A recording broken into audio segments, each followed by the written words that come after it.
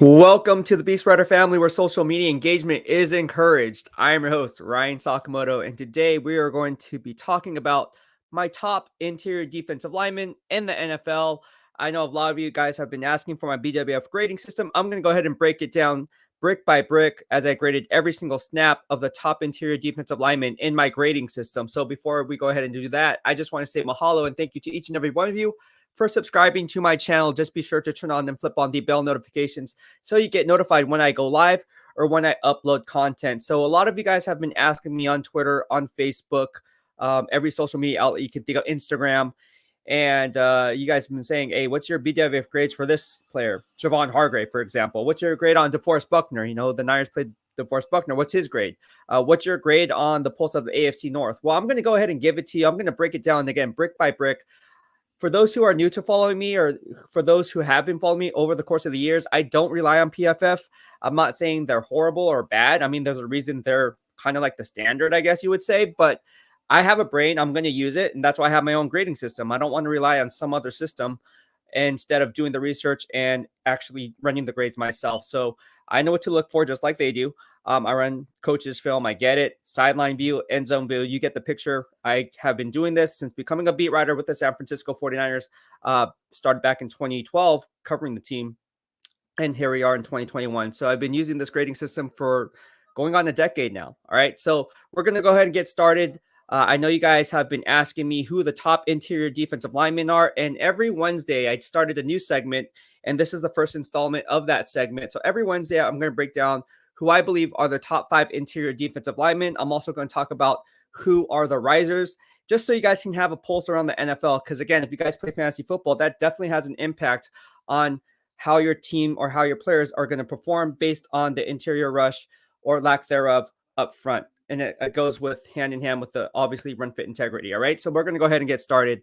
And let's just go ahead and pull up the tickers. I know how you guys like that. All right. So my 5th best interior defensive lineman in the NFL, ranked number 5 overall, is none other than J.J. Watt. You guys are thinking like, what? How is that even possible? Yeah, J.J. Watt is actually a really good defensive lineman. We all knew this. He had some injuries, came back last year, relatively healthy, requested a trade, and ultimately he's now on to the NFC West Arizona Cardinals. For those who don't know, I'm going to break down the podcast into 3 parameters. The first one is who the players involved. In this case is J.J. Watt, tipping it off. And then we're going to talk about why I believe he is the top 5 best interior defensive lineman right now through week 7. All right. So first of all, he's a 2011 first-round pick, drafted number 11 overall by the Arizona Cardinals. He's a 3-time NFL Defensive Player of the Year, award winner, 5-time first-team All-Pro. So you guys get the picture. This guy is an absolute baller when healthy. All right, 102 sacks will prove that over the duration of his career. So he's playing at a near Pro Bowl level in my grading system. Now, PFF has it a grading scale out of 100. All right, that's what PFF uses. My grading scale is out of a 10. So obviously, if you guys want to go hand in hand, he's playing at a 6.3 out of a 10, which would be equivalent to 63 out of 100. Now, if you're looking at it, you're saying to yourself, wow, 63 out of 100, that's horrible. No, not in my grading system, because in my grading system, for those who are new, the BWF grading system, anywhere from 6.5 to 7 is a Pro Bowl level. Anywhere from 7.3 and above is at an All-Pro level. All right, so you see J.J. Watt, he's playing at a Pro Bowl level. Now you're saying to yourself, how can you, where's the data pulling from? How do you come up with that grade? Well, I'm going to give it to you. All right. You look at his run defense. All right. Let's start there. All right. I grade the parameters for interior defensive alignment into 2. All right. The first one is run defense. Again, this is for learning purposes. If you really want to know how the NFL operates and what to look for on any given snap, or if you wanted to just follow Joe Schmo, who just grades one snap, or just, oh, that was a great play by that player, that's why he's so good. No. You have to grade every single snap. Do the legwork, have the respect and decency if you're going to praise or criticize a player, as I always say, and grade every single snap played. I did that with J.J. Watt, along with the other players I'm going to mention. J.J. Watt in his run defense, that's the first part of the grading system for interior defensive linemen. He only has 6 missed run fit assignments. All right, so he doesn't miss very many plays when it comes to his side. He has extreme discipline, maintaining his gap integrity, and he only has to show for it 6 missed run assignments through the first 7 games. Now, to put that in perspective, I didn't grade week 1, and that's across the board because I didn't get coaches film on week 1. So the last 6 games, that's what he's been proven at. All right. He only has 8 missed tackles versus the run in my grading system. Only 8 missed tackles versus the run. That's really good. Double down on that. 4 tackles for loss for minus 11 yards. All right, versus the run. And he has 3 tackle wins. You put that all together, that's a really good run grade. But then again, this is a 2-part thing here. So you have to talk about the pass rush, right? What's the pass rush look like? All right. So the pass rush here, he has 1 sack, 8 quarterback pressures, 7 quarterback hits, 2 pass breakups, and 1 forced fumble in my grading system.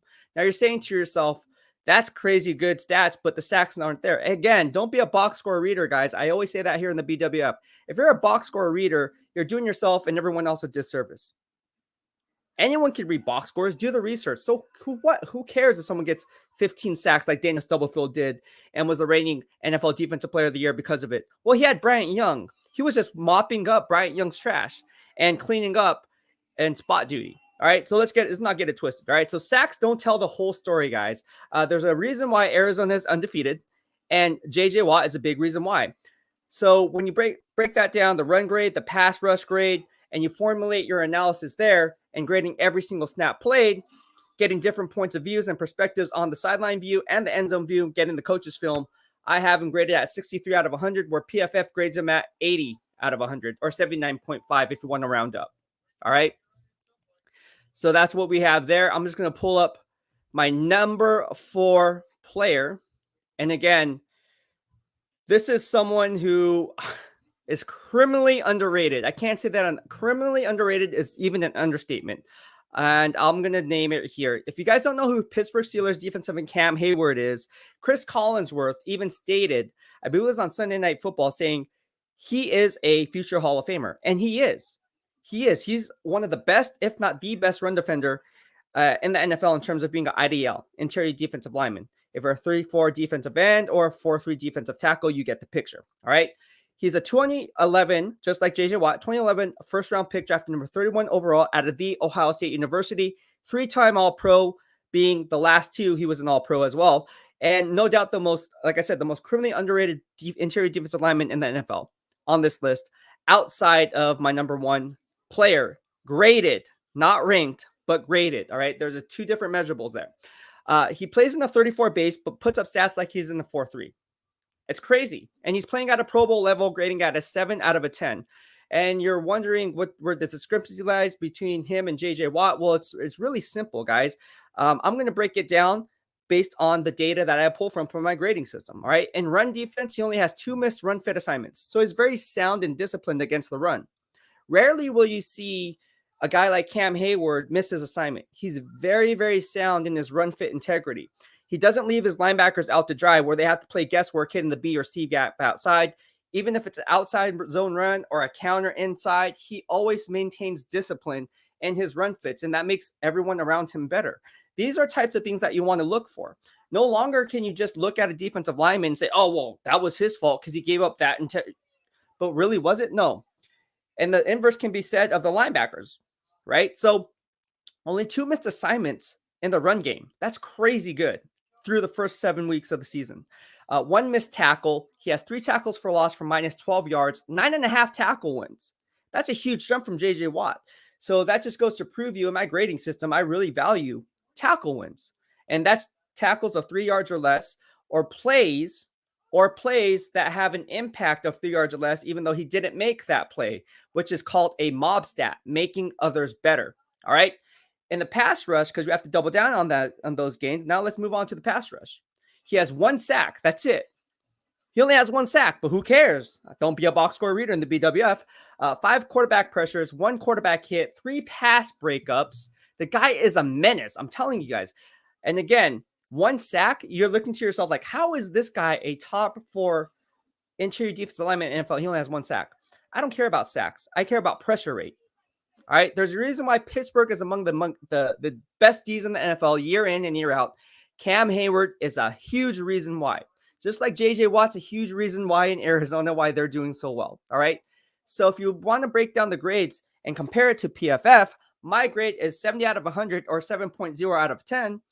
and PFF has him ranked at 92 out of 100 when we round up. So again, he's playing at an extremely high level in both our grading systems, and you can see why. All right. Next up, you guys are going to love this one or hate this one. I'm still upset about this, but I was the first one to point it out. I was the only one to point it out that it was the wrong move to do. And that was the Niners trading DeForest Buckner, who ends up being number 3 overall in my BWF grading system. No surprise here. I called it how I saw it, and here we are today. All right. So here's Colts defensive tackle DeForest Buckner, right? 2016 first round pick, draft number 7 overall by the San Francisco 49ers, 2-time All-Pro the last 2 seasons. Trading Buckner was the Niners' biggest mistake since trading away Charles Haley to the Dallas Cowboys. Period. I don't care. No if and or buts about it. It is what it is. And now Niners are stuck with the repercussions of having to deal with losing to DeForest Buckner, like we saw on Sunday Night Football. Now, for those who were saying that he is not on Aaron Donald's level, no one is. But he is graded exactly the same in my BWF grading system through week 7. And that is a 7.1 out of a 10. All right? 7.1 out of a 10. All right? So if you take that into account and then you double down on those gains, and let's break it down. Let's talk about the run defense for DeForest Buckner, right? Because it's 2 parts, right? I grade pass rush, run grade, and then formulate my overall grade. He only has 6 missed run fit assignments. That's it. Only 6 missed run fit assignments for DeForest Buckner. What a player. Only 2 missed tackles. Only 1 tackle for loss for -1. And he has 5 tackle wins. I mean, the guy is getting it done. He's very disciplined. We all know this in San Francisco. It translates into Indianapolis. And they had one of the top Ds last year. Why? Oh, because they had DeForest Buckner. Now let's take a look at the pass rush. What is he doing this year? Well, again, he doesn't have the gaudy stat numbers. Right? He doesn't have the great sack numbers. He only has 2 sacks in my grading system. 10 quarterback pressures, though. 2 quarterback hits, 1 pass breakup. So the guy is still being a force down in the trenches on the interior, despite not getting to the quarterback and bringing him down for sacks. Again, I don't care about sacks as I do about quarterback pressure rate. And again, I don't put a pressure tied to a player unless it impacts the game to where it's a resulting play for a negative play for the offense, right? Either a loss of down, turnover, you get the picture. Otherwise, how can you give that guy quarterback pressure? It is what it is. All right. So again, don't be a box score reader. I'm not. I hope you're not. And sacks don't tell the whole story. Defoe was the mistake, and San Francisco now has to pay the price. And as a result, in my grading system, Defoe, DeForest Buckner is ranked 7.1 out of a 10 or 71 out of 100, whereas PFF ranks him at 74 out of 100. So the difference of only 3 points when you take that into account, which brings me to my next guy. I just mentioned it. Rams, Aaron Donald. Now, he's my second graded, right? He's my second highest graded interior defensive lineman. But again, there's 2 measurables here. Just because he's graded as my second highest doesn't mean he's not my top ranked interior defensive lineman. There's a difference there, right? And it comes back to his skill set. What Aaron Donald does, and if I was to start a franchise, I would take Aaron Donald over the number 1 guy on this list. No offense to the number 1 guy, but in my grading system, for grading purposes, he comes in at number 2. All right. So again, there's 2 different measurables there. Again, another first round pick. What does this tell you? You build the lines from the inside out. You're going to get someone really good, right? So here's Aaron Donald, 2014 first round pick, drafted number 13 overall by the LA Rams, 3-time NFL Defensive Player of the Year, just like JJ Watt, who came in here at rank number 5, 6-time first team All Pro the last 6 seasons, 2015 to 2020. And Donald is once again dominating down in the trenches, playing at a Pro Bowl level, the same exact grade as DeForest Buckner through week 7. Again, we omitted week 1 because I don't have the coaches film on that. So it's a level playing field. Remember when Niner fans said Defoe wasn't worth 80 money, like I just mentioned? Well, their grades reflect that they're having the same type of season. And we all saw what DeForest Buckner did. I mean, he impacted that game, didn't have a sacks until that last play of the game. But he impacted that game greatly. I watched the coach's film. He was all over the field making plays, even though he wasn't the one making the tackles. All right. So let's talk about the run defense. All right. The run defense, he only has 8 missed run fit assignments. All right. 2 missed tackles versus the run. 1 tackle for loss for -2 yards. 7.5 tackle wins. And then you double down on that with his pass rush. This is what separates him from the rest of the pack, in my opinion. All right. I'm looking at the grades right here. 2.5 sacks, 10 quarterback pressures, 5 quarterback hits, 3 pass breakups, 1 forced fumble, and 2 mob stats, making others better that forced sacks or negative plays in his pass rush. That leads the entire NFL. Which is why I said if you were to start a franchise, I would take BEASTwriter would definitely take Aaron Donald as the best interior. Of course. No, I mean, come on. But again, the sack numbers aren't there. 2.5 sacks. So what? I don't care. I care about pressure rate, guys. How does that impact the game? All right. And there's a reason why 80 is the best in the game. All right. The BWF grades reflect that. He's graded 71 out of 100. PFF grades him at 92 out of 100. All right. So there you have it there. No surprise. Kind of a surprise, but not a surprise that he's near the top or at the top of that list. All right. Last but not least, we have my man, Washington defensive tackle Jonathan Allen, who plays on that 4-3 base along with Chase Young. They have defensive tackle Darren Payne there. They have Montez Sweat there. There's a lot of different players on that roster that really make some plays down in the trenches, and graded every single snap of Chase Young, of Jonathan, the whole defensive line. All right. So let's take a look at it. All right. So again, another first round pick. All right. 2017 first round pick, drafted number 17 overall by the Washington Redskins. Never made a Pro Bowl or all pro team, guys. And he's my number 1 ranked interior defensive lineman through week 7. Amazing. You want to talk about someone who's underrated? Roll Tide Roll, give it to Jonathan Allen, all right? In my BWF grades, he's graded at 7.7 out of 100. 7.7 out of 100. PFF grades him at 90 out of 100. So 77 out of 100 equivalent to PFF's grade, I should say versus PFF's grade of 90 out of 100. You're looking at one hell of a player this year. In my run defense, again, there's a 2-part grading system here for my BWF grades. He only has 4 missed run fit assignments, 0 missed tackles. He is the only guy in this list that doesn't have a missed tackle versus the run in my grading system. All right. 2 tackles for loss for -4 yards, 7 tackle wins. His pass rush win rate is ridiculous. All right. And now let's go ahead and talk about those gains. 4 sacks. Wow. 4 sacks for this guy. 9 quarterback pressures, 5 quarterback hits. Yeah. 3 pass breakups. So he's getting his hands up, clogging up passing windows. In the pass rush, if he's not getting to the quarterback, he's definitely impacting plays through the air. All right. 1 forced fumble and 1 mob stat. So what stands out to me in Jonathan Allen's game as opposed to everyone else outside of Aaron Donald and so forth? I mean, the margin for error is very minimal. All right. But Aaron Donald's obviously at the top. But when you talk about the next tier of players, they're right there. They're neck and neck, man. And I would have to say Jonathan Allen is the most fundamentally sound through week 7. It sounds crazy, but watch the film. Grade every single snap, and I think you will have the same conclusion and draw the same conclusions that I have. Call me crazy. You can laugh at me all you want, but hey, the game film never lies, all right? He plays consistent, clean games and creates pressure up front. That's exactly what you want from an interior defensive lineman, all right? So again, what PFF grades him at is 90 out of 100. I grade him at 7.7 out of 10, which is 77 out of 100. All right. So that probably wraps up, or that does wrap up the top 5. But you're probably wondering, all right, cool. That's a great list. But who else is in the hunt? Let's talk about Javon Hargrave. All right, Javon Hargrave was doing well through the first 5 weeks of the season, tapered off in week 6 and week 7. He was graded at 6.3 at that point, 6.2, excuse me. And then the last game, he kind of tapered down a little bit, had a lot of missed run fit integrities, run fit gap assignments, I should say, run fit integrities, gap integrity, whatever you want to call it. And his grade is at a 5.9 out of a 10 or 59 out of 100. Chris Jones, I mean, I said it all year long. I think he's a one-trick pony. I graded every single snap of his last year and this year.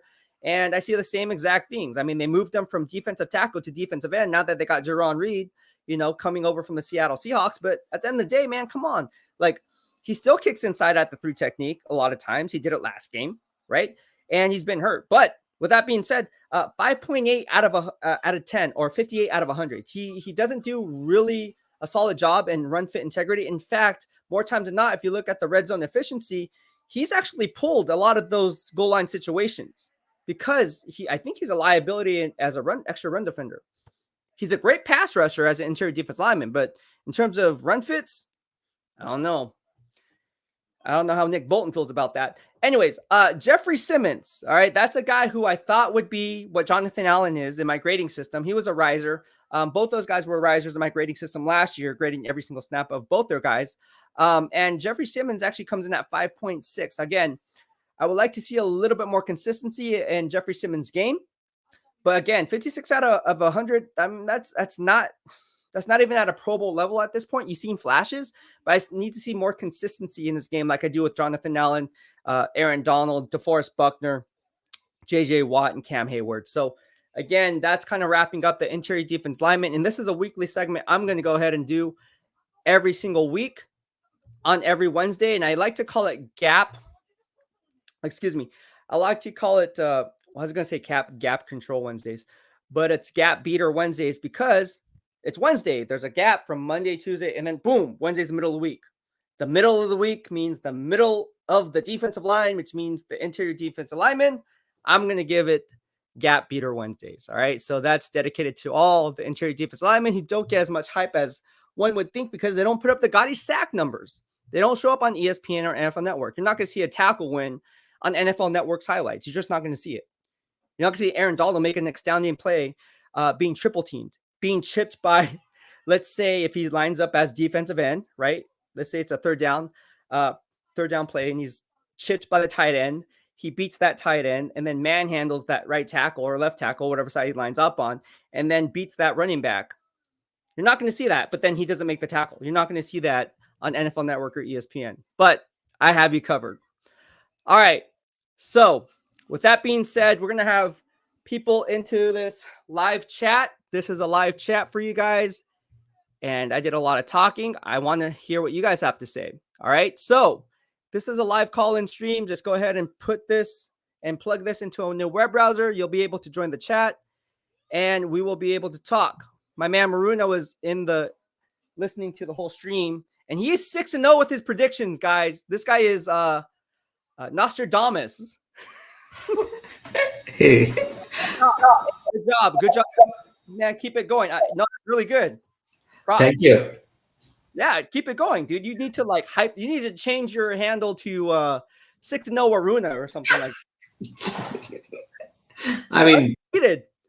You're undefeated. Well, I don't want to jinx it, but I mean that's pretty impressive. That's pretty impressive. Tell me why we're going to talk about the Niners because I want to hear what you have to say. Let's talk about we forget about Jimmy Garoppolo. That's always been a topic. Let's talk about what's going wrong with the secondary. Let's talk about that. Yes. What do you think is wrong with the secondary? The thing is, you don't have the players with potential or the skill set. Is there a go? Is it coming from my end? What happened? No, right? We are good, right? No, audio is right. Is it me? No, I believe we are good now. Okay. Okay. So what I thought about, especially after the Eagles game, now everyone was saying like, okay, relax. We are 2-0. This even without Barrett, we can hold it off. Don't worry about it. You guys are complaining too much. But at that time I wrote, this defensive back secondary going to lose some games for us. Yeah. Right. And it happened.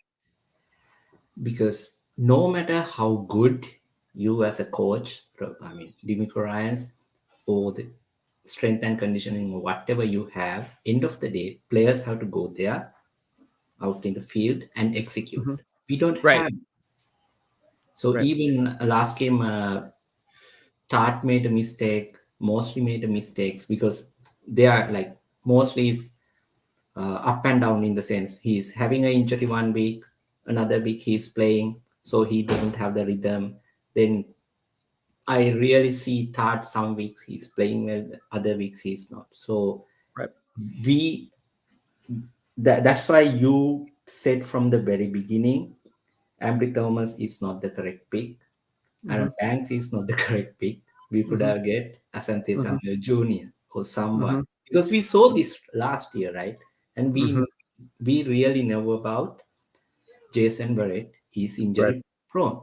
So we should have fixed that at the Right. very beginning. Now we are paying the price for it. So that's the first thing I see on secondary because we didn't plan it. We thought about, okay, we are really good. The arrogance, the usual arrogance. Okay, Mike McGlinchey will be good. Alex Mack will be good. The same arrogance everywhere. Yeah. So that keeps hurting us. And today I saw it on Twitter. 49ers are practicing basics with their defensive backs. You Yeah. are into eight weeks of the season. Now you have to practice basics with your secondary. Yeah. Yeah. Whose fault is that? That falls on everyone. That falls on the coaching for not getting them in the position to make plays. It's up to the players to know the fundamentals. I mean, I'm not a professional athlete, okay? But what I will tell you is I know fundamentals. And fundamentals is something that should be easily translated. I think a lot of coaches, and I know this, a lot of coaches assume that these players are fundamentally sound and have the football IQ enough to understand how to leverage their play, right? But at the end of the day, it's almost like it's not as easy sometimes to some of these players because they got back. Again, college game is different from the NFL. You can get by with college by pure athleticism, even high school, right? But when you get to the NFL game, you have to learn fundamentals. And if you're behind the learning curve on not learning fundamentals and not understanding the nuances of the game of playing the position, you're going to be out of the league within 2 to 3 years. That's the lifespan. You'll be Yes. making if you get a second contract.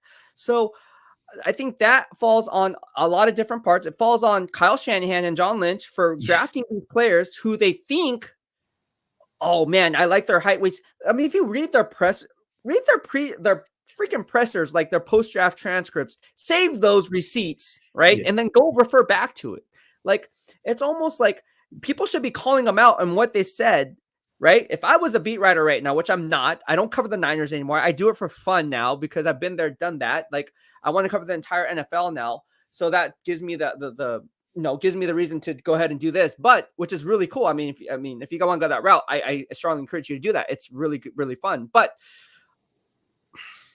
if you keep the receipts on everything that was said, if I was a beat writer today, I would go back and be like, hey, look, remember when I told you about Dante Pettis, Kyle Shanahan, when you drafted him and I said he couldn't get off the line against Stanford, and you told me that's one of the things you liked about him, and you were being arrogant in your response to me, and I looked at you and we kind of had like that stare down. I was like, okay, we're going to see. Now where is he doing? Oh, he's with the New York Giants, dude. You couldn't even, and you traded up for him in the second round.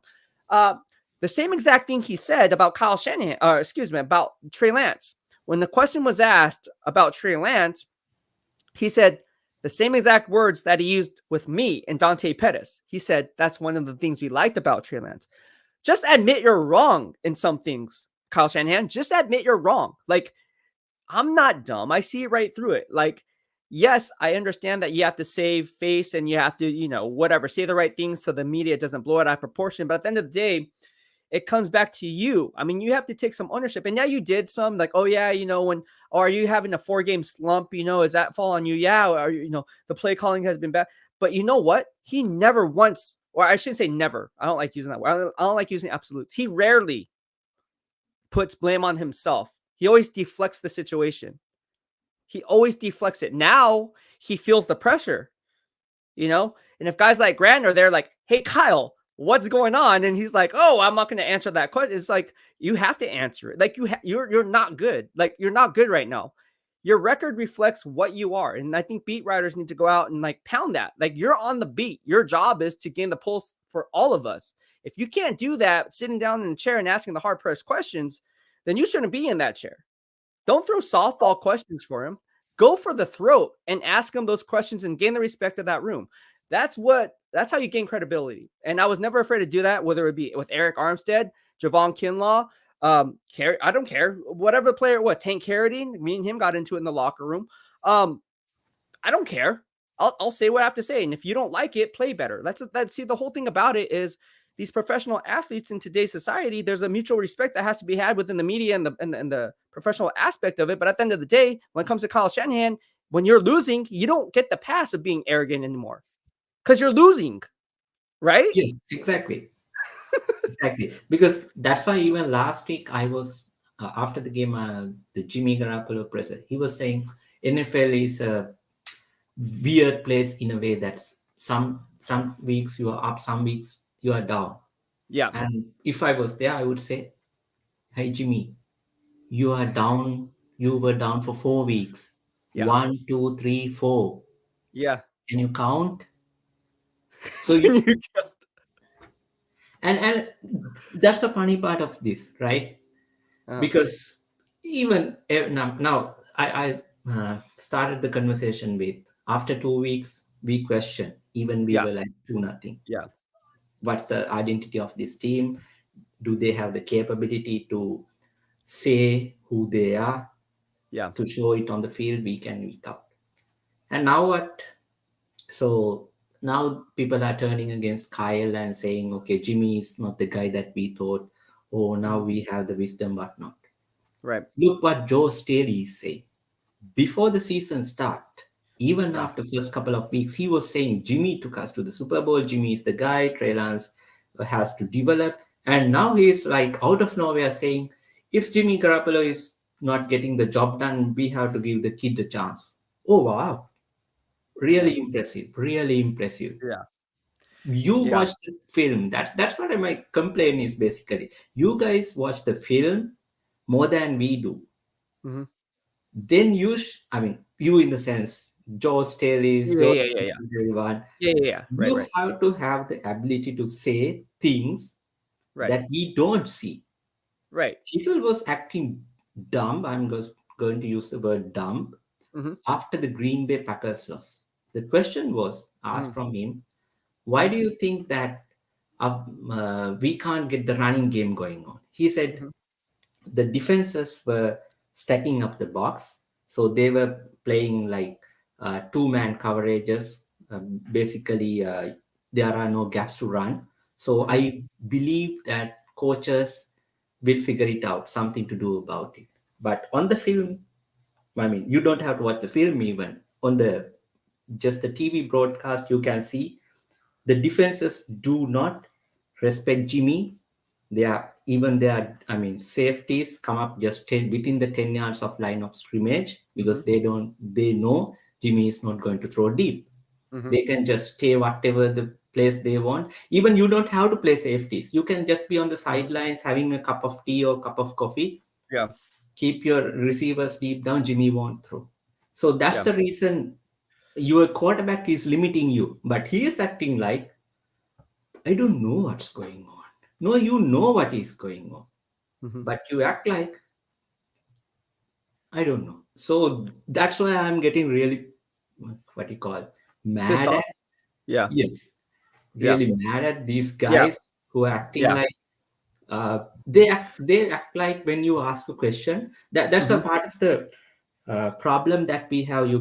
You basically told most Yeah. of these reporters out there, they don't want to ask the questions. They rather like to maintain the relationship in the building. They would like, hey Kyle, what did you have for dinner yesterday? Hey, do Yeah. you like the new pizza place, George? Yeah. Or Yeah. can you pay your monthly rent with the millions of dollars that you are getting? Yeah. So those are the Yeah. questions they are asking. So Right. I'm really mad about, as you especially said, they are not asking the correct questions. Yeah. They are It's. basically letting these guys Mhm. go on their own way without having credibility. This team has a Yeah. huge problem with their credibility. Here's another thing, though. I don't think some of these people. I mean, there are some good beat writers. Don't get me wrong. There are good beat writers out there, but there are some people who don't even know what to look for because they don't know the game of football. And I'm not saying you have to know the game of football, but you have to come in with a game plan. Like when football players go into a game, they have a game plan. When you walk into a press conference, you should have a game plan, right? If you go into it asking these softball questions, as I like to call it, that does no one that says everyone a disservice. Here's an example. I only asked one question, and went viral. I only asked, like as Chip Kelly said, you only ask really good questions, and it's not very many. But when you have something to say, it's good stuff. Um, and Tom Sula and Harbaugh both said it too. But anyways, dating back to it. So when Jimmy Garoppolo was traded to the Niners, I was sitting there and I was like, how come no one's asking the Tom Brady question? Why is no one asking the Tom Brady question? Now, I know that maybe it was coming up. Maybe I was just the first to act on it, but I waited. I waited, and I was like, you know what? I'm going to ask the question. And I remember asking him the question. It went viral. TMZ picked up my ESPN, NFL Network. Everyone picked up on my question. The question was asked was, the Tom Brady was the gold standard for the better part of the last, 2 decades. What's the single most important thing you learned from him that you picked up that you can translate here in San Francisco? And you see Kyle Shanahan and John Lynch kind of look at me like, oh shit. Like, I can't believe, because they know when I open my mouth, it's about to get real. They already know. I mean, you can just see the reaction. You see the head turn. You can see Kyle Shanahan does this. Anytime he gets nervous, he always touches his nose or his face. That means he's nervous about something. And it's just a poker thing, right? It's this body language. Yes. But anyways, I asked him the question, and the response was, preparation, work ethic. Okay, good. Thank you for answering that, because now everyone has something to work off of. We can say, look, you saw how the greatest prepared in NFL history. Not arguably. I think Tom Brady is the greatest. I think across, you ask 9 people out of 10, I think, yes. Sorry, if you right, 9 out of 10 people would say Tom Brady. Forget Spygate and all that other crap that went on. But yes, it is what it is. All right, Deflategate, whatever you want to call that stuff. But anyways, it is what it is. Now, here we are, fast forward to what year? That was back in what, 2017? 2017, okay, so week 7. There you go. So, yeah. So now here we are, 2021, right? The anniversaries come up 4 years later. We should go back and ask him, hey, look, BEASTwriter asked this question about preparation. Obviously, during that time, Tom Brady kind of went through a slump. What have you picked up, anything in that preparation portion that BEASTwriter asked, in regards to bouncing back from this type of quote unquote, slump or whatever? Like, what types of things did you learn from him? Because obviously it's as much mental as it is physical, right? So you have to look at it from that aspect, because I can tell you right now, and I said it before the season even started, I said, Jimmy Garoppolo's effed up in the head because of all the stuff that's been blown at him, and he's on his way out. He's already on his way out. So mentally, he's already checked out. How do you have that it factor to maintain focus when no one really wants you there in the first place, and you're losing now? Yes. The scapegoat, right? It goes back to the scapegoat. It's just really interesting to me. And that's what's irritating for me, is because you're having a sitting duck there in Jimmy Garoppolo. Now, the second question to that, and I know a lot of people and a lot of the people that we follow, right, on Sports Illustrated, they believe that Trey Lance should be the starter. I'm not so sure about that one, and I'll say this, and the reason why for that is simply because of the fact, like, I don't think he's ready. Randy Mueller, one of my good friends, he spoke to a well-respected current GM, and he said that Trey Lance was a year away from being away, and he said that on the BWF show, like we have here. I agree with that. I think Trey Lance has to go through some learning pains. Joe Staley admitted he had to go through learning pains. So do you go through those learning pains now with a shaky offensive line and not protecting your most prized investment? Because this offensive line is not really strong. Yes. And actually, at this moment, I really do like if Trey Lance do not start for the rest of the year. Not just because of the offensive line. After watching the Cardinals game, how Kyle Shanahan used him, I hope there would be a new start for this franchise. Yeah. I'm going to call it. I don't want to see Kyle Shanahan and John Lynch as the head coach GM combination for this organization moving forward. At least I hope in 2022 we have some new combination. Yeah. Wants to develop Trey Lance, let the kid develop while giving him some, you are going to give him some kind of a hard work, as well as you are going to give him the freedom of, okay, Trey, you can use these aspects of your game. I'm going to build my offense around it. I'm going to make you comfortable, but not too comfortable. So I'm going to give you like let's say every week, show me like 5% improvement, something like that. I'm not going to say, Trey, this is how Drew Brees is going to do it, so you are going to do it from the week one. So Yeah. I'm really, really disappointed. I'm scared about Hmm. Kyle's way of handling Trey, even after first start or the second half performance. Kyle was like, yeah, he had some good plays, he had some bad plays. He was like, there was no any encouragement from your head Yeah. coach. Yeah. Don't do that. Please don't do that, because Yeah.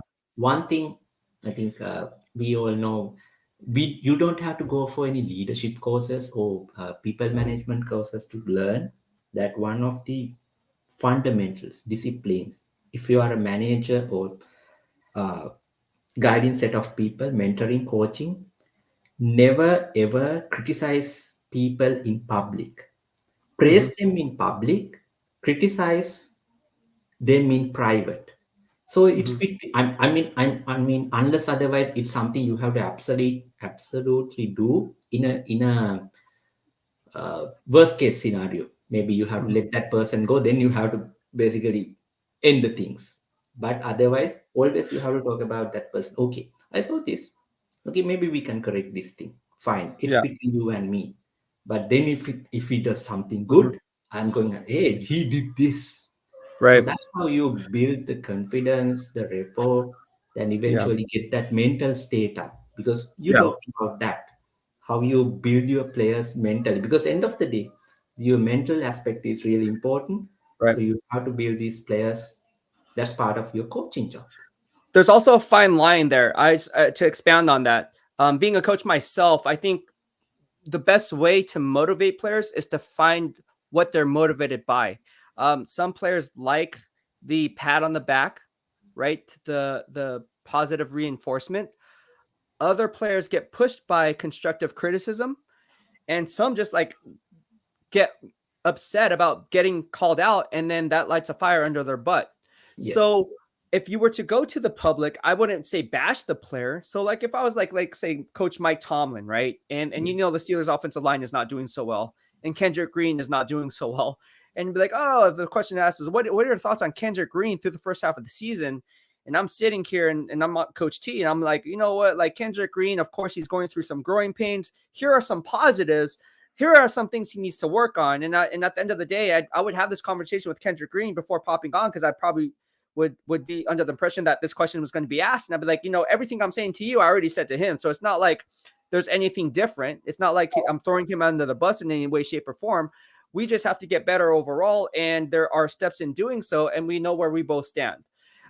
Because if you don't try to find that it factor and you just praise a player and then behind closed doors, like with Brandon Aiyuk, right? Like he's in the doghouse, and that is the most weirdest thing in my life. Like I think that's weird. I think there's something wrong. I think he is in the doghouse.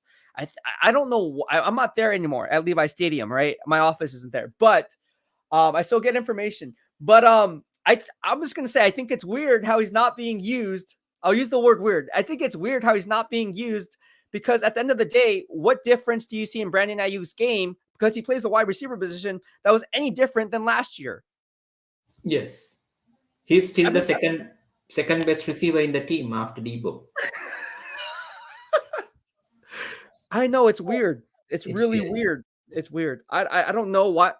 Here's the thing: is Kyle Shanahan trying to motivate Brandon Ayuk to light a fire under his butt, saying, "Oh, well, he hasn't progressing. Oh, early in the year, oh, Trent Sherfield makes it really difficult for Brandon Ayuk to get any type of playing field. I mean, playing time. I mean, come on, really? Brandon Ayuk was touted as a number one wide receiver when Deebo Samuel was down. I mean, let's be honest. Even I thought he could have been a number one wide receiver on at least 16 NFL teams. And for him to just go down like that, it's almost like, what are you doing, Kyle Shanahan? There has to be something. And I'll tell you, because I don't know if anybody who played competitive sports, whether you're a kid, high school, professionally, whatever the case may be, there's always those coaches that just don't like you for whatever the case may be, and they won't play you. yes, yes. There And are, yeah, go yes, ahead. Go and ahead. the good coaches always, they understand, especially in professional sport, whatever the sport, there are characters. So every player has their different arrogance, Right. charisma. So they find ways to work these players. Sometimes for example, you and I, we are playing for a team, and I'm like, okay, I'm arrogant and I do not want to follow the coach's word 100% and whatnot. Maybe Yeah. he would, he know that you can take the criticism, so he would tell you, hey Hmm. Ryan, if you are not doing it 100% as I say, don't come here for the practice next day. He's not directly talking to me, but I get the message. Okay, I Right. understand. Okay, he's the senior player. He still get treated like that. Maybe I have to buckle down. I have to do it later. So that's how smart coaches do their Right. job. They find that everyone is not the same. Hmm. So you have to find different work ethics methods to get the best out of that player. That's why you are getting paid millions of dollars, not to put him in the doghouse. Get the best out of it, please. I know it's funny. Remember, and we went back during the I think it was during the off season, or maybe it was early on in the season. I said GM John Lynch was on the hot seat, and I went on with, and then it was interesting because no one. And I said, well, I do it for clicks, which I did. I did it for clicks, and it got clicks because at the end of the day, I really believed that GM John Lynch would be on the hot seat. That was a narrative that no one really pushed except for me. I pushed Yes, it. Here we are today. John Lynch, you on the hot seat, bro. yes, John Lynch is on the hot seat, man. And it's like, foreseeing that, when no one else did, especially, and then dating back to the DeForest Buckner thing, I said that, no one else said that either. How that was a huge thing, and then Javon Kinlaw was just, oh my god. But John Lynch, let's talk about that. So if John Lynch is gone, and you would want that, correct? You would want yes, John Lynch and okay, both of them. You both want gone. okay, both gone at the end of this year. Yes, Okay. I would even, I would be okay even if they go before end of the season. Oh, before okay, I know that makes sense because it's a loss because you're so frustrated with them. I'm not saying that's wrong. I'm laughing because that's how bad it's gone in San Francisco. That's how sour it's gone in San Francisco, and I don't blame you. Yes, I mean, I think 65 to 70% of the fans are fed up. yes, Okay, here's the thing with that, and I'm looking at it logically, realistically, not from a fan perspective because if I took a fan perspective, I would have a petition with you right now, and we go at Levi Stadium and have people sign a petition. Um, here's the thing with how I think it's going to actually play out, not what yes, I want to play out, how it's actually going to play. I think John Lynch will actually probably be gone, and I think Adam Peters will be the next GM, and I think that will be Kyle Shanahan's last straw to work with Adam Peters. And if he has two more losing seasons or a losing season after that, then both of them will be out of there. Or Peters will be the GM and he would select his head coach. They're not going to go the other way around and do the inverse because we all saw what happened. There's going to be a power struggle here. yes, And I think that's what's going to ultimately happen. I think John Lynch is going to be the scapegoat. I think he's going to be gone because obviously they're married to each other. But again, yes, Kyle Shanahan was signed before GM John Lynch was brought on. John Lynch would be out. Adam Peters would be promoted within the organization. So now there's a yes man in place for yes, Kyle Shanahan. If yes, Kyle and if it goes wrong, Kyle Shanahan's going to be gone. I'm making this prediction. Watch me be wrong. But Kyle Shanahan's going to be gone, and then either Adam Peters is gone with him, and this is shoot the bed and then start over again, or Adam Peters gets to check in on his new head coach and have the guy maybe from the Denver Broncos organization that he worked with over the course of the years, or someone else like that. But yeah, I think at this point, I think ultimately, I think Kyle Shanahan gets the pass because of his last name. Like, I'm not saying he's. I hate to say that because I think he's a really good offensive coach, one of the top offensive coaches in the NFL, if not one of the best, if not the best. But his arrogance and his record kind of get in the way of a lot of things, I yes, think, and it rubs people the wrong way. It rubbed me as a beat writer the wrong way. It rubbed I'm sure it rubbed some players the wrong way. Actually, I know it did. Coaches the wrong way. Now I'm not saying every coach, but I'm saying and fans, of course. it happens. Okay, it happens, and I know I have Yes, stories, but I'm not going to name drop people because it's confidentiality. But I yes, will say this: I will say at the end of the day, if Kyle Shanahan does return to San Francisco, he better turn this team into a 10-6 double-digit team next year. Otherwise, he's going to be out. yeah, exactly.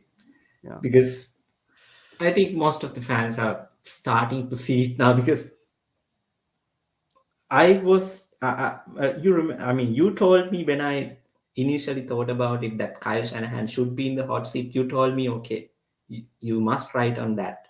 I because told you. You should yes, have. you told me that about that. You would have been 7-0. Exactly. Well, you actually no. Technically, you are 7-0 because you did tell me, and I'm confirming it. So you are 7-0. So you're absolutely correct. Yes, Maruna did say Kyle Shanahan should be on the hot seat, guys, before the season even began. So, I that is again, we're laughing, or you're laughing, because it's crazy how it turns out to be true now. It's Yes. true now. That was real time. See, that's what I like. I like when you say stuff, when people say stuff in real time and it checks out. But don't just say real time stuff and just throw out like all these different things and hope one catches. I mean, Yes. pick and choose your spots here. Yes. Otherwise people won't take you seriously. But yeah, you did call that out. And I think he is, man, it's really crazy, man. I mean, it's really crazy to think that Kyle Shanahan could be out. It's just mind-boggling. It's just 2 years removed from the Super Bowl. And everybody was saying, oh, Kyle Shanahan is better than Jim Harbaugh. And I was thinking to myself, I was like, I'm not going to say he's better than Jim Harbaugh. There was a question on my Twitter during that time frame when when the highest is high during that Super Bowl run, and they were in the Super Bowl. And I was asked, I think it was on ESPN radio, and they asked me, they said, hey, look, when I was from Radio Row for the Super Bowl, they said, hey, is Jim Harbaugh's team and Kyle Shanahan's team, who's the better coach? And I said, hands down, Jim Harbaugh. I think Jim Harbaugh's a way better coach. Not way better. I mean, marginally better, because of what you said earlier.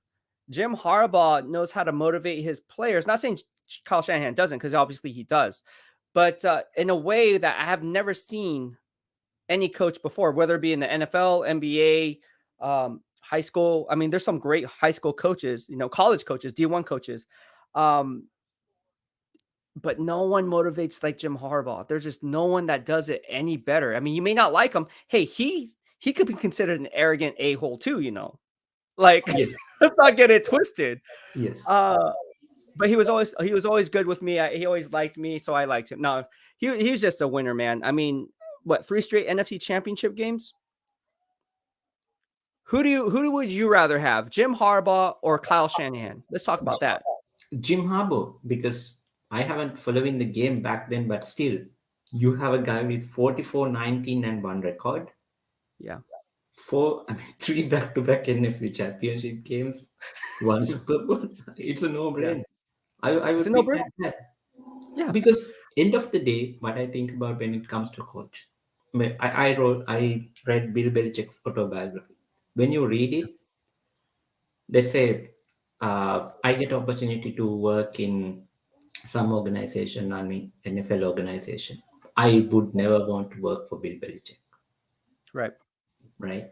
But if I want to hire a coach, and if I have an NFL organization, and if I am the owner, my first pick would be Bill Belichick, because that guy wins. So wins. that's why I picked Jim Harbaugh. That guy wins. Yeah, exactly. Big Dez makes a great point. I like his analysis here. Big Dez, thank you so much for the super chat and super sticker. He says Shanahan knows that his clock starts when Lance is named the starter. That's why he's not going to start him until he is so-called ready, job on the line. That's very true. What do you think about that? I do agree. But still, I feel like, okay, Shanahan, do me a favor. Leave Lance for the next guy. Just finish the season with Jimmy. Yeah. Thank you, Big Des, for the super chat and super sticker. Appreciate the love. If you have questions or you want to make some comments, send us a super chat and super stickers. We'll be more than happy to answer that to keep us on track. Thank you so much, Big Des.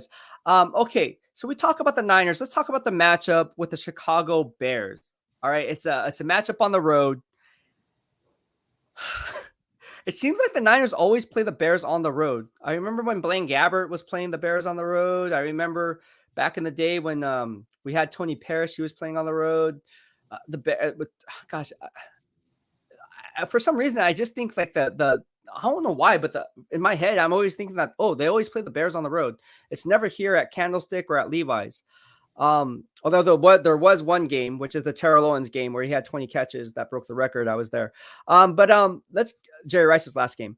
Let's talk about the Chicago Bears matchup. What do you see there, and what I'm pretty sure the Niners are going to take an L, but how bad is this loss going to be? Ah, so my only question is, can Justin Fields lead that team to score 20 plus points? Maybe 23. Yeah. If they can do it, then it's a win for Chicago. So it feels like this is the hardest game in terms of predictions.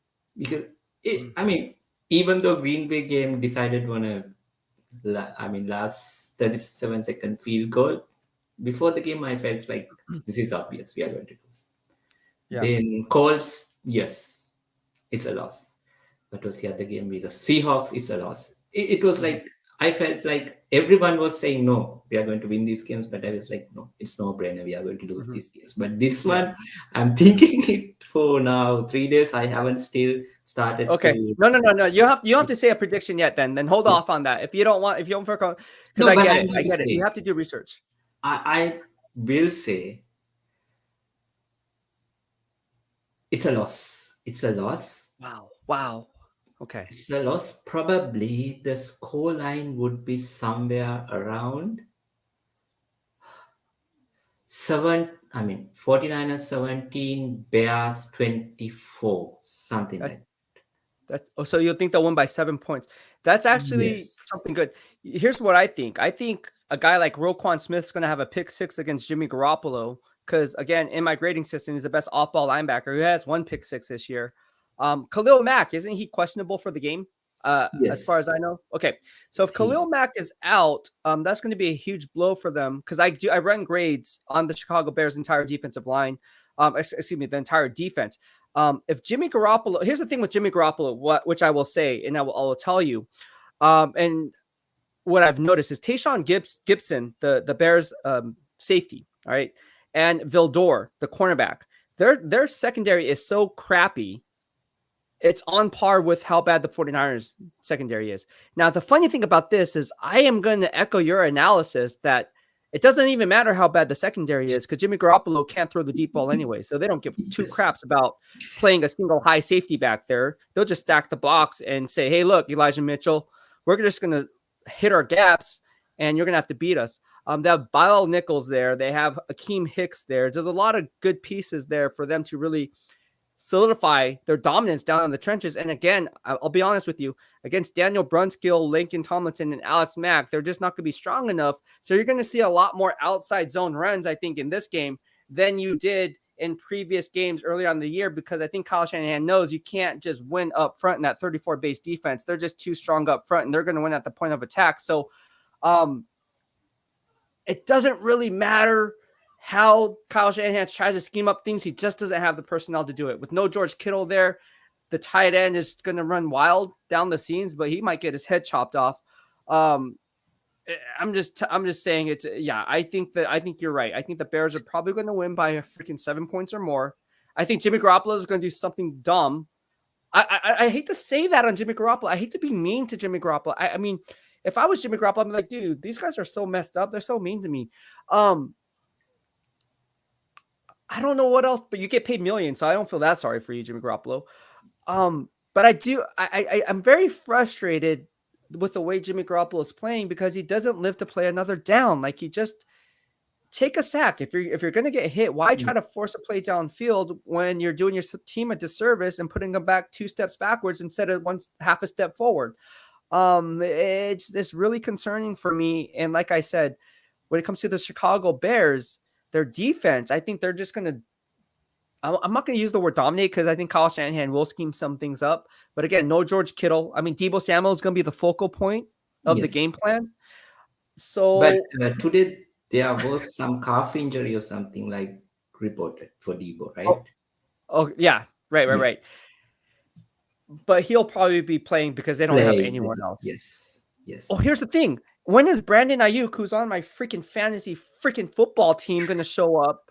My fantasy football team has not won a game. In fact, I get blown out by probably, I think, by average of like freaking 40 points because all these George Kittle's out. Brandon Aiyuk is out. Mac Jones is he's okay. Najee Harris is he's Yes. okay. But then my team's garbage, bro. I mean, I don't know what to say. Brandon Aiyuk is Kyle Shanahan must hate me because he's like, oh yeah, we're just gonna put George Kittle on IR, and then we're just gonna freaking put anyone else on BEASTwriter's team on IR too. But what do you think about Brandon Ayuk? This is a good one. When do you think Brandon Aiyuk, if any, will have a breakout game? And then for the second half of the season, it's like, oh, he returned. He's good now. When do you think that's going to happen? Or do you think that's going to happen? It will not happen as long as Jimmy plays. Wow. Okay. Because Okay. somebody pointed out, it was not me, somebody pointed out Mhm. the film breakdown, the Jimmy Garoppolo interception, the hit that he did hit Debo Samuel on the chest and intercepted Oh yeah, against yeah, the yeah. Colts. That forced During throw. Yeah. during that play, Sanu and Mohammad Sanu and there was another player, they were open. Muhammad Sanu was open out wide. He was lined up in the slot, and then what happened was he was wide open. I watched the coach's film earlier, late last night. Yeah, so Muhammad Sanu was lined up on the right side. He was opened.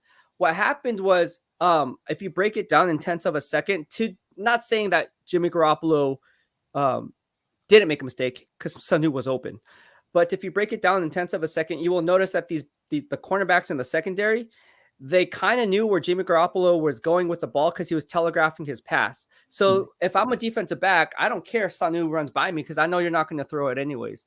Yes.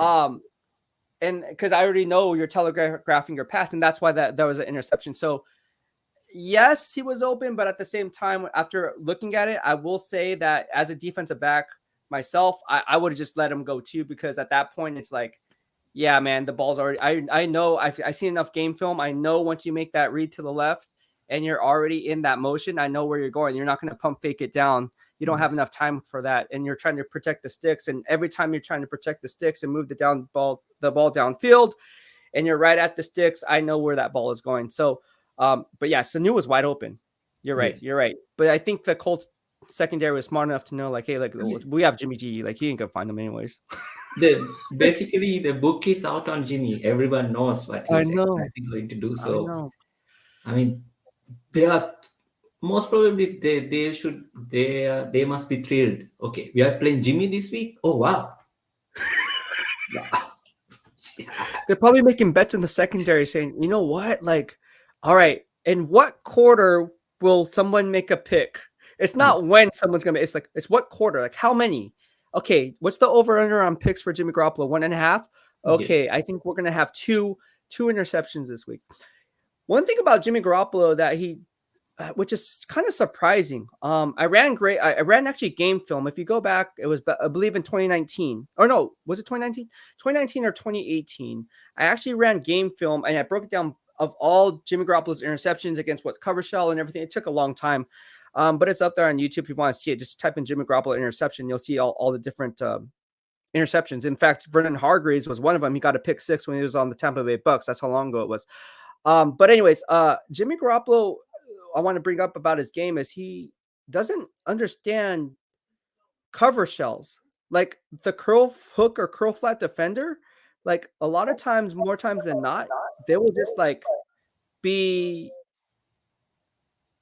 there and he'll just throw it right into them. And like, did you not know what kind of cover shell it was? Like, it's just I don't know, man. Like, Did you Jimmy see? Garoppolo. Huh? Go ahead. Did Go you ahead. see during the Colts game? He threw basically to the number 56 of Colts, Yeah. but he Yeah. dropped that. Right. Right. Well, all right. Well, thank you so much, Waruna. If you haven't followed Waruna Pereira, go ahead and do that. He is part of Grant's family and Sports Illustrated. Follow both those guys. Waruna that's your handle, right? You didn't change it. Yes, that's Okay, just good. that's my Okay. handle.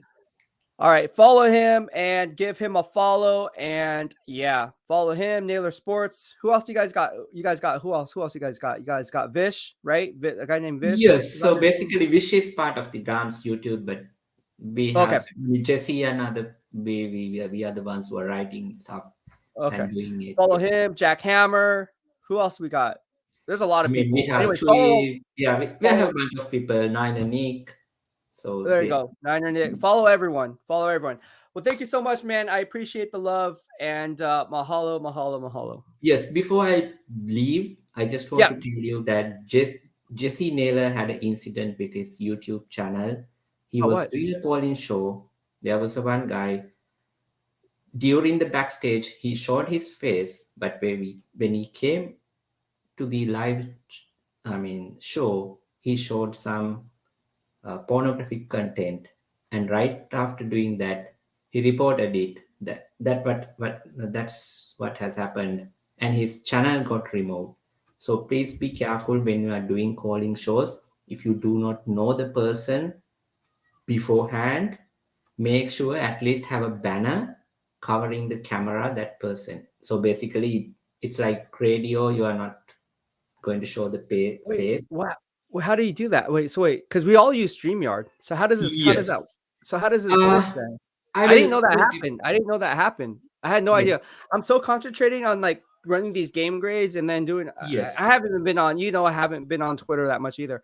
Yes. Um, it's horrible. So you can Did he create a get it? basically kind of a frame. So it will call the person who is calling. So you can't see his face. Then whatever the crazy thing that he does, whether he's going to show something or not, it won't matter, because these people can take a channel down just within like 30 minutes, because what they're going to do is they're going to do that and report it, and YouTube will take your channel down for content, graphical So, content. so we don't. So do you guys not do live call-ins anymore for random people? Do now basically even for random regulars doesn't matter. So he has a frame. So it's like only the host video is on, other person, even though his video is on in StreamYard, in YouTube, you can't see the other person's video. It's just a frame. So you can't see it. Oh, so basically, like if it was with you, it'd just be a frame and you talking. Yes, it's a frame, and I'm talking. You can't see who is Oh, behind that frame, did you just tell the Grant host. that? Does Grant know about that? You better tell Grant. Grant started doing that, because just after that happened, Grant stopped for a couple of days doing these calling shows, and he also started doing that. Oh, he started doing. It didn't happen to him, right? It didn't happen to him, Okay, but good, please good, be good. careful, Yeah. because I don't. we don't know Maybe I who are shouldn't. in this community. Okay, well, you're gonna have to help me. I'm kind of confused about that. This Yes, is the first time I've ever heard about it, but we'll talk off, off the record. yes, I will help And then you. maybe you can help me. All right. Well, thank you so much, Varuna, and have a happy Wednesday, man, and great insight. Follow my man Varuna. He is 7-0 this year, guys, including saying Kyle Shanahan's on the hot seat. Thank you, Okay, Varuna. okay. Talk to you, my man. Have a good night. Okay, bye. All right. That was my man Maruna Pereira. All right. So that's going to go ahead and wrap this up. We are about to wrap this up now. And again, thank you so much and everyone for your love and support on the BEASTwriter family channel as we break down the top 5 interior defensive linemen on the BEASTwriter family grades. Thank you so much for everyone. You guys have been awesome. I'm about to head out right now. So got to run my game grades because, again, I got to do the off-ball linebackers, got to do the secondary, the cornerbacks, the strong safeties, the free safeties, the wide receivers, the interior guards, the centers, the offensive tackles, and the tight ends. All right. So peace out. Your boy is out. And that's it for now. I am about to check out in 5, 4, 3, 2, 1.